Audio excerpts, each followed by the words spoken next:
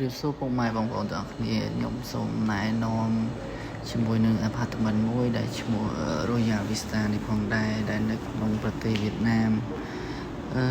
វាមានទីតាំងនៅហូជីមិញចិត្តទីពេទ្យ SP នឹងផងដែរសម្រាប់និស្សិតគឺស្អាតហើយរីរាក់ទាក់ហើយសម្រាប់បន្ទប់វិញគឺខ្ញុំគិតថាវាសមរម្យអាចឲ្យ rate 9 លើក 10 ផងដែរវាមានរហូតដល់ 7 8 ជាន់នេះសម្រាប់បន្ទប់ខ្ញុំសម្រាប់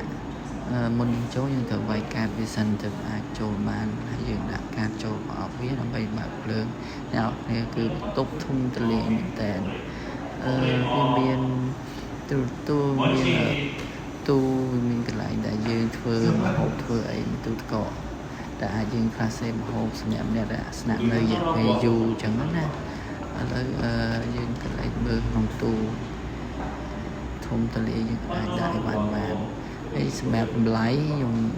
គិតថាវាសមរម្យព្រោះឲ្យបន្ទប់វាស្អាតដែរក្នុងបន្ទប់មួយនេះគឺ800,000 ដុងវាស្មើលុយដុល្លារខ្ទង់$30ជាងអញ្ចឹងណាបងប្អូនមើលបន្ទប់ទឹកវាស្អាតអាចទទួលយកបាន